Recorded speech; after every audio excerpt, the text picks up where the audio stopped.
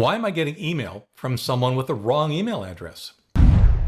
Hey everyone, Leo Notenboom here for askleo.com. Some years ago, while I was away on a business trip, my wife received an email that, well, it looked like this. It's from Leo A. Notenboom, but the email address was wrong. It was yahoo.com.sg. And of course, it had a link within it. Now, we've obscured a few things, but the bottom line is this. The from line displayed my name. The from line also displayed a completely random, unrelated email address that is most definitely not mine. The email was sent to my wife's email address. The email message had no subject line, and the email message consisted of only a link. Because we communicate a fair amount by email when I travel, she thought it was from me and clicked the link. Whoopsie. I'll describe what I did next and what this appears to be, and perhaps reassure you a little bit about what it is not. So what I did is I immediately got on a remote access tool. I think I was using TeamViewer at the time. And I made sure that the anti-malware database was up to date. I ran a quick scan, which turned up nothing. And then I ran a lengthier, full anti-malware scan, which also turned up nothing. When everything came up negative, I decided that we probably dodged a bullet and told my wife to resume using her machine, but of course to keep an eye out for odd behavior just in case. Yes, of course, there could still be malware resulting from this, but with the scans showing nothing, I felt it safe enough to play the odds. One of the things this is not is that this is not the result of a virus, and it's not a hack. A lot of people assume that right away. This is nothing more than a relatively sophisticated but email spoofing scenario. We see a lot of these days. These have nothing to do with malware. If you actually truly do get spam from someone you know, then yeah, it's possible their account has been hacked. But that's not the case here either. The clue? Well, regardless of the fact that my name was displayed, the email did not come from my email address. And therefore, it did not come from my email account. So there are just no account hacks involved in this spam.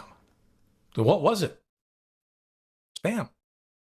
Hackers have one goal when they send you spam: to try and trick you into opening and acting on the message. Hence, that means they wanted the recipient to click the link. That's exactly what happened. The technique they use is to make the spam look like it came from someone trusted. It looked like it came from me, at least by the name displayed, and thus my wife trusted it. That's all this is. Spam, misleading spam, crafted to evoke trust. Again, spam, plain and simple. The thing that might be confusing is that the spammers are able to connect people who somehow know each other without having access to things like email address books, but only by name. They were able to connect my name as being someone that my wife would know and send something to her email address. The only thing better, and still possible, would be if they had spoofed my entire email address as well, not just my name. This tells me that they don't have my email address, at least not part of this particular approach to spam. So, how'd they do it? How'd they figure out that my wife and I might know each other? It could be a data breach. It could be public information. It could be something shared via social media. It could be just about anything someone could run across that associates my wife and myself. Really, it's that simple. Now, naturally, as spammers get more creative, things get more complex. If something that looks like it might be spam displays a from name that you know but an email address that you do not, it's spam. Mark it as such and move on. If something that looks like spam displays a from name that you know and an email address that you recognize as belonging to that name, it still may be spam. This is what from spoofing is all about. Look carefully at the contents of that message to confirm that it actually could likely have been sent from the real person. Bottom line, as always when it comes to spam, be careful. Think twice before clicking on any link or opening any attachment. For updates, for comments, for links related to this topic and more, visit askleo.com/. 5810. I'm Leo Notenboom.